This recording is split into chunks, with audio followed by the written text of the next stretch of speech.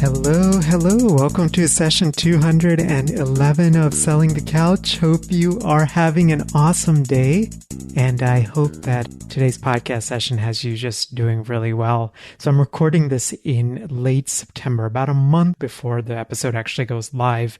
And it's starting to cool here in Philly. And I'm just, I grew up in Texas. I've shared this before, but I grew up in Texas. And so basically the only seasons are hot, very hot, kind of cold, sleet, and then back to very hot again. So I love these changing seasons, especially now that we live here in the Northeast. And I love this cooler season where we are thinking about going apple picking and looking at apple cider donuts and heading to farms and doing hay rides and pumpkins and all of that stuff. So I hope wherever you are, I hope that you've got something similar planned. Today's podcast session is a topic that which we have not had before, which I titled it A Niche in Religious Abuse. My guest is Connie A. Baker. Connie is a licensed professional counselor. She's out in Washington, and Connie's niche and area of specialty is religious abuse recovery. Connie is actually the victim of sexual abuse at the hand of religious clergy, which she'll share a little bit more about in this podcast interview. But she decided that the abuse was not going to stop her and that she wanted to heal. And in the process of her healing, she realized that she wanted to work with others who had experienced similar things. And so in today's podcast, we're going to learn a number of different things, including how Connie got into this niche, how she actually markets this niche. As you guys can probably imagine, when a lot of times religious abuse is perpetrated by religious leaders, and it's also, there may be like systemic issues involved, right? So, for example, the leadership of the religious institution believes the religious leader and not the person that's making the accusation. And so, from a business perspective, how in the world do you market this niche? And then Connie is doing some pretty amazing things besides counseling. She mentioned this, I can't remember if she actually mentioned this in the interview or when we were just talking privately, but she's schedules typically around 25 clients a week in this specific niche. And now she's an empty nester. And so she's getting ready to make that transition to seeing less one-on-one work. And so she's really started to expand into different things like webinars and workshops and online courses, and also wrote a book, which I'll link to in the show notes. We talk a lot about how she made that decision to branch out, which of those things she focused on, what things went right, what things went wrong. This episode is chock full of really helpful information. Even if you don't have an interest in religious abuse, I think it speaks to the power of focus niching. Before we do get to today's podcast session, I just wanted to take a moment to thank the team over at Therapy Notes for being just long-term supporters of today's podcast, of the Selling the Podcast in general. If you guys are looking for just an easier way to manage case notes, manage scheduling clients, managing super bills or billing insurance, doing it all digitally as opposed to, having manila folders, I encourage you to check out Therapy Notes. They're actually a local company, and I've gotten to meet them a couple of times, and they're just they're good folks. You can learn more about Therapy Notes over at sellingthecouch.com/therapy notes. So we'll get right to today's podcast conversation. Here's my conversation with Connie Baker from ConnieABaker.com. Hi, Connie. Welcome to Selling the Couch. Oh, thank you, Melvin. It's great to be here. So for you guys that are listening, Connie and I actually connected because one of the Selling the Couch admins, Sovan Penn, and Connie are friends. And Sovan had reached out and was like, man, you have to meet Connie because she's doing some wonderful work when it comes to religious abuse. And I was like, man, I know that, I think we had briefly talked about this, Connie, but I know that in my small, South Indian Christian community that I belong to, I know that's a big area, something that's kind of emerging. And yes, it is emerging. Yeah. And I wanted to start kind of at the top, which is, what exactly is religious abuse? Oh, it's a great question. And honestly, I'm going to give you my definition, Melvin, because there's some variation to that among people who work in the area. But the way I define religious abuse is any abuse, I believe, has a power differential involved to where one person has more power than the other. And in religious, or I also call it spiritual abuse, I use those interchangeably. In religious or spiritual abuse, that power is held by someone who has religious authority or speaks for the divine or some other expression of religion. And that authority or that person with more power uses that power to hurt, manipulate, power play, silence, weaken, whatever, another individual. I love that definition, one, because it's so succinct, but two, I think it like clearly states what it is. How did you become interested in this area in the first place? Oh, that's a long personal story, Melvin. As you know, most of us, if you look at what we specialize in, it's part of our story, you know.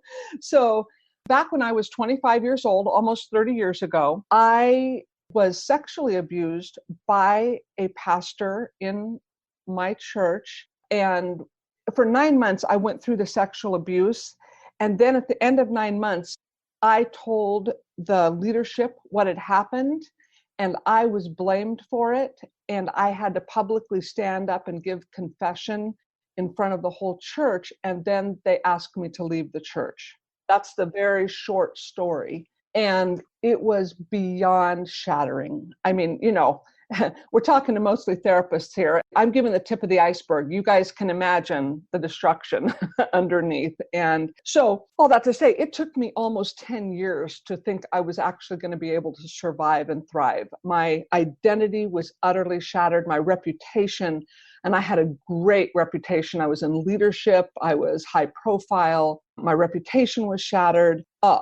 All my main social support network was absolutely cut off at a time when I needed it. So it was a really beyond devastating time, just shattering to the core. So what happened then is I got better and started deciding what I wanted to do with that pain and that healing that I had experienced. I don't even know like what to say. I think the word you said is like shattering. And that was the word that I thought I can't even imagine. And then I think the other side of that is I can't even imagine doing the work and doing so much of the work that you realized like this could be your calling in the world, you know?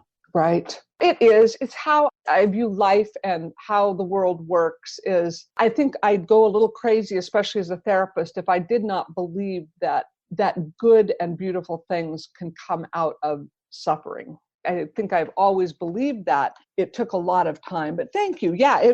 This is a long time ago and I can speak about it very forthrightly now. Part of my story, I think that's important, Melvin, is that when I look back on this story, I believe only about I believe about 25% of the devastation to me came from the actual sexual assault. That was bad enough. It was horrible. But what was worse on an emotional, social, relational, and spiritual level for me was what the church leadership did with the fallout from that. I give that a full 75%. It was the majority of the damage done. And a lot of people don't quite see that. They'll think, oh, the sexual abuse. Well, that, yes, bad enough. But how things played out were much more devastating to me. Does that make sense? Yeah, no, it absolutely does and I think you're right. Like it is very easy for us as clinicians to just focus on the abuse, but then we don't see the implications or the repercussions or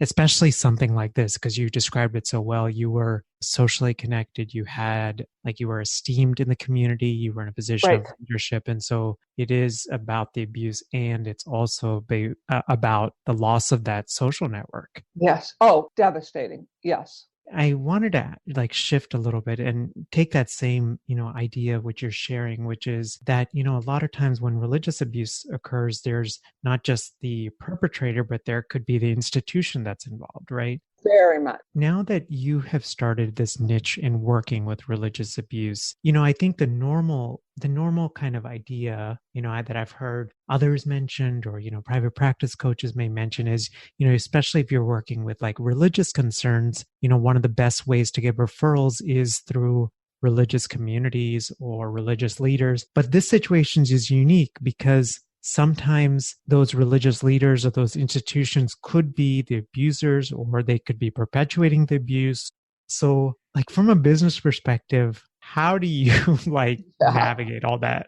Oh, it is so dicey. You're absolutely saying the issue. A lot of my clients who still have a faith, I deal with the full spectrum. I deal with people deeply still immersed in even a fundamentalist type faith, clear over to agnostics and atheists who say, I would never touch religion again with a 10-foot pole. And I'm really comfortable with all of them. My heart is open to any survivor. So what'll happen though, people who I see that still are people of faith will say, oh goodness, Connie, you've got to get this word out to the churches. And I look at them and I say, think about that for a minute. And because you really can't do that. Now, there are certain types of churches that are open. They're a very small cross-section, I believe, but there are certain churches I'm finding that are open and aware about what this issue is and how it impacts people. And what I've found is I've actually gone to churches and talked to leadership of churches where people who have gone through abuse tend to migrate because there is a certain movement toward certain churches or denominations that are known to be refuges for these people. And so those ones I do talk to. But I got to tell you from a business perspective, Melvin, it was early on, it was truly just word of mouth because I started leading some groups on this because I had enough critical mass to start doing some of that. But that's part of why I got in to my online Facebook group, my courses, and my book was because there's no great direct path to marketing this. Right. And sounds like even with this niche, then it's kind of almost this multi-tiered or multi-path approach, some combo of like word of mouth. Yes. Some of it is, certain congregations or sects that maybe that you said like that the population may gravitate toward. Correct. And then what other things have you found where, hey, this is where some of the ways that I'm getting clients? In this arena, there are some subgroups over the last 5 years. Online groups on these issues have just exploded.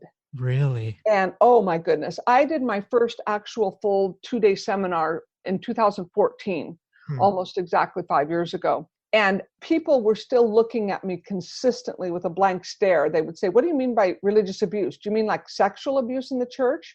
And I'd say, well, that is only one piece of the pie. I'm looking at a much bigger deal. And they could not wrap their heads around it. I think the Me Too movement, the Church Too movement, those have brought a lot of awareness. People are talking so much more. Watchdogs are going for the jugular where abuse is happening. So there's been this really heightened cultural awareness of the topic over the last 5 years. That's been, I think, pretty dramatic because I've been watching this issue for 15 years professionally. And the last 5 years we've seen an increase. So there are Facebook groups, there are Facebook pages. I'm not huge on Instagram and Twitter, but it is all over those. So social media has connected people. And so what'll happen is one person hears about me and says, you need to get Connie's stuff. And word of mouth within those subsets is very strong. Now, those are online. And so my private practice has been very full since before I started doing this specialty at this level. So I haven't needed to market for my practice as much because it really was word of mouth on this. For my book and my other stuff, it's a much broader community. One, I think I appreciate the organic nature of this. Like, it's not like, step one, I need to reach out to a Facebook group. Step two, Yeah, and maybe somebody has that for this topic, but for me, it has just been a heck of a lot of hard work, honestly, these last few years. Yeah, it's been a lot of work. I wanted to ask about that. So for you, it has been it has been extremely tough work. And what would you say is the hardest part of working or having this niche? Well, the immediate thing that comes to mind, two things. First of all, kind of what we've just been talking about. How does one get the word out? especially for a real non-techie like me. I ended up having to increase my private practice kind of to the max to pay people to help me until this starts paying for itself. And it's starting to. But there's so much groundwork that has gone into this. So the hard work, one, is just me learning all these new technical and marketing skills and how to get the word out effectively. Some 54-year-olds are going to be a whole lot better at this than I am, but I've learned a lot, by this process, but it's been a lot of just nose to the grindstone without seeing a lot of payoff at certain points. Then I'll see, wow, this is really exciting. The other hardest part of this, honestly, besides what we normally see as therapists, which is just wrenching, jaw-dropping, horrible stories about what goes on in some religious institutions, is the injustice, that the inability to broadcast. I've chosen not to broadcast this religious institution is bad or wrong, and this one is good. First of all, I don't think that that's a fair assessment most of the time. But I know certain institutions where abuse happens so regularly, maybe not sexual, but people's lives are just absolutely destroyed by these institutions, and watching it happen and, the helplessness we feel sometimes when we realize injustice is going on. So it's a hard thing. Yeah, no, I mean, even as you were talking, like I felt it in my heart because I feel like, I remember taking, like a multiculturalism class. And I remember talking about systemic oppression and all these different things and thinking through that. But in this niche, that's so real. It's so real. It is systemic. I'm so glad you used that word. It is not just, it can be just one person abusing people below them. But boy, the system in some way has to support that if it's ongoing. And it can be just systemic. Yeah, glad you used that word, Melvin. I wanted to ask you a personal question, which is, sure. You hear these, like you said, gut-wrenching stories. You hear about these institutions. How do you do this work and not let it affect your personal faith? Great question. And I'm going to say it has affected it. I think, if our hearts are open to clients and we're really connecting, our clients change us and our friends change us and our families impact us. I think that's good old mirror neurons going on. And so in some ways, my abuse itself provoked a significant health crisis, Freudian slip, faith crisis, a significant faith crisis. And through the years, there was an immediate faith crisis, but then really some of the rougher stuff came almost 15 years later, where I was really having to sort through my own faith stance again. And at 29 years later, I am still a person of faith, but it has shifted. I have gone through dramatic shifts of beliefs. And I think that's part of a lot of people's story who go through this. Not everybody's, but if it impacts you at that level, you almost can't go back to business as usual. I wanted to shift a little bit, and you shared this a little, a little earlier in the interview, which is you started doing therapy, you started with groups, and then started doing, one-on-one work. And then you realized that, oh my gosh, this is way bigger than my immediate geographic area. Absolutely. Right. You have since branched out to doing things like webinars and workshops and seminars. Yeah. You created an online course. You wrote a book. Yeah. Before I ask my question, I just wanted to say, one of the things I sense in that is for you, it's not about just creating a bunch of products. It's about a bigger message, right? And being able to heal on a bigger scale. Out of those things, which of those came first? Oh, that's a great question. The story starts a bit professionally back in graduate school 15 years ago in a class on small group leadership for my degree. And the professor said, I want you to design small group curriculum for something specific. And I immediately knew, I'm like, oh, I'm going to do this. And I did it. And this professor, who was just a great mentor to me as well, she came up to me after I presented and she said, you're going to use this. And that was like the little seed, of, I think I am. And then I graduated a couple of years later, and then developed an actual small group because my private practice was starting to get enough people to do that. Then I actually got cancer right well, in 2010, and everything got put on hold for a few years except keeping my private practice alive and myself alive. But then I decided I really wanted to I love speaking in front of people live because I love the interaction. And so I did a seminar, a 2-day seminar. That was in 2014.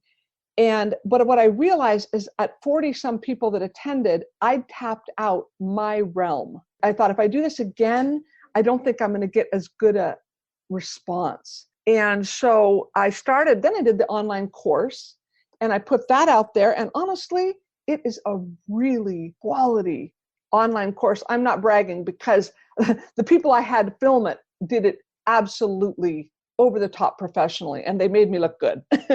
but it didn't sell well, honestly, and it's still I'm struggling to get it going. And that's the point. I said, my whole team, by this time I had a few people working with me, both volunteer and paid, and they said, you need a book. You absolutely. And I said, well, a book is in me. And they said, we know, go write it. And so I've spent the last couple years doing that to say, I need that platform. I need that voice in that form. And then the online groups with the book, the online groups started about a year ago. The webinar started probably about a year ago, 15 months ago, last summer, early summer. So yeah, that's kind of how and then my book just released in June. My gosh, you have been busy, like, oh yes, unbelievable how much you've been able to do. So why do you think the course didn't do as well? Because the only reason I ask is because one, I feel like a lot of clinicians want to create online courses. And I think that's right. Like, I don't know, one of the painful lessons I've learned is just because something is a great idea, right? And you can put it into a course doesn't mean that consumers actually want to buy that course. Correct. Boy, did we find that out. And that's part of, I think, learning and growing. You know, I can look at this as a failure. But honestly, the story's not written yet. But I've been discouraged with it sometimes because I put a lot of money into the course and it turned out the content and the production are really, I think, fantastic. You're right. And I'm thinking, why aren't people buying? Part of this, Melvin, for me, is I am a therapist at heart. And I don't know how to market. I'm having to learn, how do I put it in their framework that they need this? Once they watch it, they go, oh my gosh, changed my life. I'm like, I know. and then, but the issue is I'm still learning, and I've actually hired copywriters to help me find wording, find framework to start to make the connection in that person's felt need. So it sounds like kind of the piece that you'll have to figure out, and which I'm like curious and excited for you in a way, is the content is good. It's just we got to figure out who are the people that need it and how do I get it in front of those people. Exactly. And honestly, I decided not to drop my price very much for this. This is a 6-hour course of just very dense material and very helpful material. And so I decided I'm not going to give it away. You know, and I think what's going to happen, honestly, if people read my book and they start trusting me, we've kind of put a pause on marketing the course. I'm marketing much more right now, my webinars, my groups. I'm going to be starting a subscription group here pretty soon. We're putting emphasis on those right now. But my whole team knows we're going to be really working on this course in 2020 probably. And people will start hearing more about it. And I think at that point, I have a lot of hope for it catching on. Yeah, so. No, absolutely. And I think, well, one, I'm like really glad that you stuck to your guns and didn't like lower the price. But I think the reality also is as things increase in price, right, we're going to have less customers. I've read like multiple places that, you know, like if you look at like, I don't know, an average email list, somewhere around only about 1% to 2% of your folks will buy. And if you're actually getting higher than that, actually maybe an indicator to increase prices, which I thought, so initially when I heard that, I was like, huh? But, you know, it seemed to make sense, you know? Right. But I think that's actually, I love those stats because I sold way better than that. But it's still, you know, it's like the first initial hit came out and then it really, really slowed down to a trickle. And yeah, with my book, I feel like I've done a better job. There was we got 3 number 1 places on Amazon when it came out, which I was so excited, in 3 different categories. But we also put a lot more thought into that marketing, and there's been a much more steady flow of my book sales since then, which is really encouraging. But my book's $199, Right. and my course is $250, $300, depending on your packaging of it. So yeah, Right. it's a whole different investment. Yeah, right. And it's maybe like trying to figure out also like it's maybe a different population that needs it, right? Exactly. Where the 199 might be the general population, whereas, I don't know, the 300 may be more Exactly. clinicians that are interested in the space, for example. Connie, I'm just so grateful for you. I'm grateful for the work that you're doing in the world. I love recording episodes like this because it's not just about marketing a niche, it's about solving and trying to be a solution to a very real like problem, a very real pain that a lot of folks unfortunately experience in this world. So I'm just grateful for you.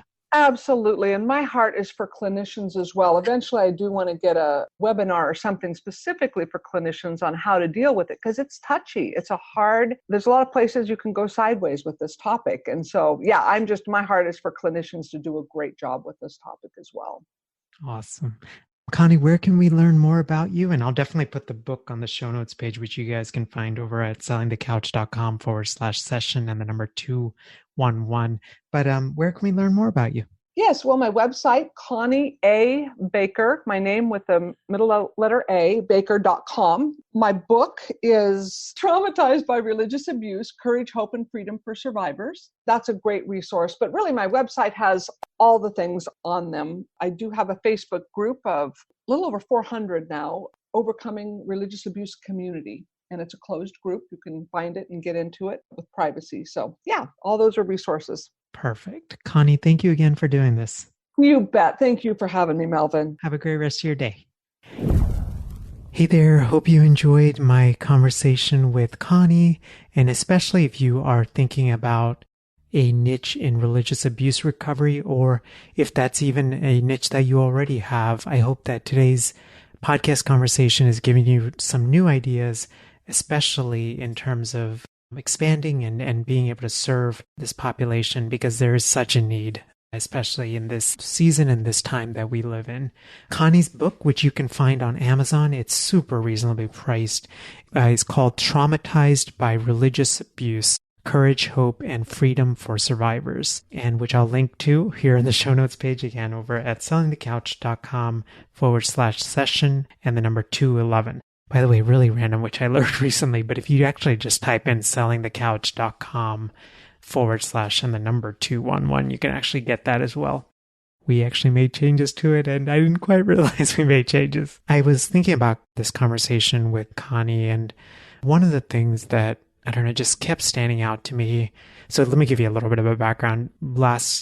Yesterday, and then after we record this podcast session, I'm thinking about, clarifying my niche a little further. And what I've kind of said, my existing website right now, I mainly work with entrepreneurs and leaders. And I think as I've kind of gotten more focused and thus thought about stuff, I want to kind of niche a little further. And so I've been thinking a lot about what to do and how to do that. And I think today's podcast conversation has just given me that sense of encouragement and motivation just to be able to speak my truth and to speak in an authentic way. As we wrap up, again, I just wanted to take a moment to thank the team over at Therapy Notes for supporting today's podcast session. If you guys are looking for electronic health records, I encourage you to check them out. One of the things that I think a lot about as a small business owner is making sure that I have really good, solid systems and processes for things that I do. So in my private practice, one of the things that I'm especially now thinking about is how does a potential client that visits my site and does a consult with me, how do I get them scheduled?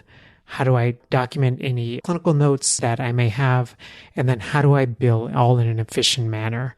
And Therapy Notes actually does all of that for us. So they have a really nice systematized workflow. One of the things that you may not know about Therapy Notes is the spouse of the person who created Therapy Notes is actually a clinician in private practice. And so they do a lot of testing for Therapy Notes in the group private practice. And so these are one of the things I like about Therapy Notes is they actually, they do real world testing. And so the cool thing is, again, they have this really nice and efficient workflow so that we can actually focus on doing go to work with our clients.